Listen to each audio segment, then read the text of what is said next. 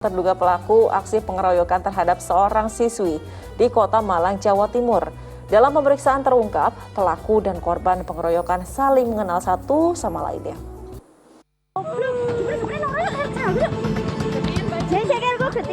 Video perundungan terhadap seorang anak perempuan ini mengungkap kasus pengeroyokan dan pencabulan di Kota Malang, Jawa Timur.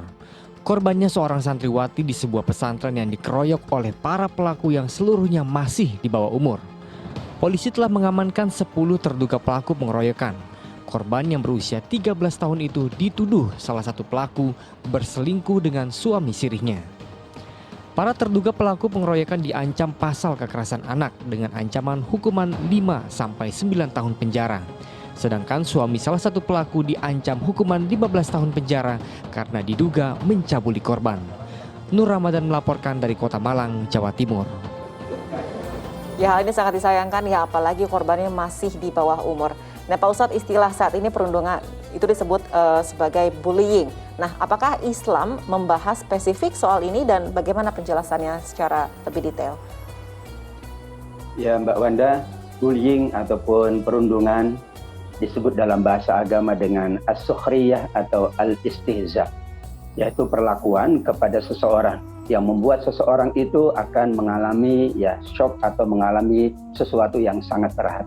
Apakah dengan verbal, dengan lisan maupun dengan tindakan. Sampai tadi ada tindakan yang mengarah kepada tindakan yang menyakiti atau perilaku yang membuat seseorang mungkin masa depannya, apalagi anak-anak, akan terganggu. Ia akan terbebani dengan beban-beban persekusi ataupun perundungan ataupun itu bullying.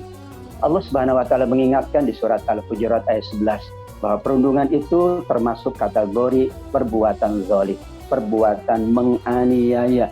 Sesungguhnya kita tidak tahu, jangan-jangan mereka yang kita perlakukan tidak baik itu lebih baik daripada kita. Sehingga kata Imam Syafi'i rahimahullah dalam kitab Al-Mustadrak, beliau mengatakan, "Idza arada ahadukumul kalam fa'alaihi ayyufakkiru fi kalami." Orang ingin melakukan apapun, baik dengan lisan maupun dengan tindakan terhadap orang lain, berpikirlah matang-matang apakah itu kebaikan.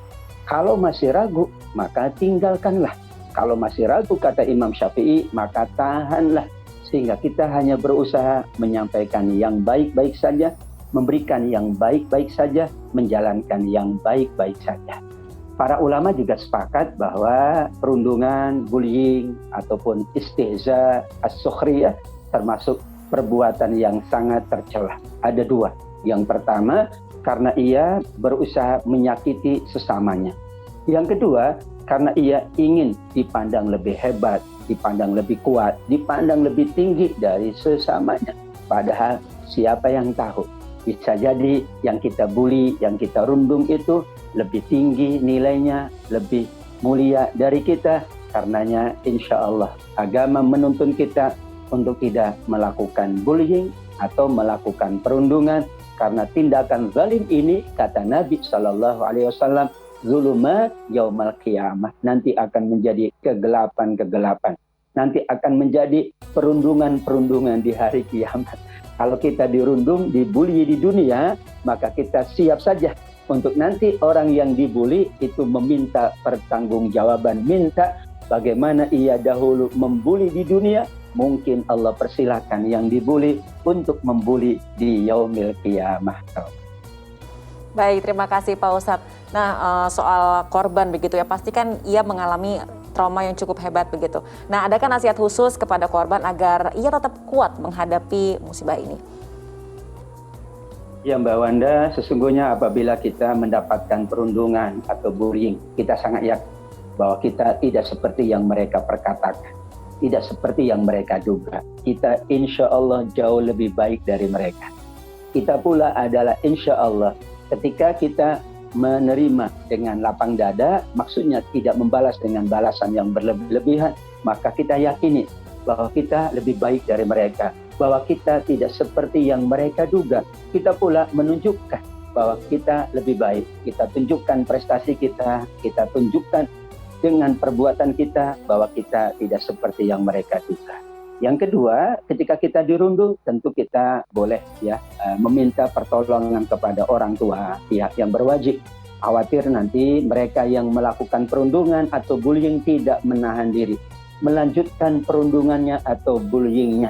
Sekarang kita sampaikan bukti itu, kita sampaikan dengan sebaik-baiknya kepada guru, ya, kepada orang tua atau kepada pihak yang berwajib, bahwa tujuan kita menyampaikan ada orang yang membuli saya, ada orang yang menudung saya adalah dalam rangka agar dia tidak melakukan itu untuk yang kesekian kalinya. Dan dikatakan oleh Nabi, unsur akhaka zaliman au mazluman. Sungguh kita akan dinilai pahala menolong orang yang terbuli, orang yang dibuli, atau menolong orang yang membuli.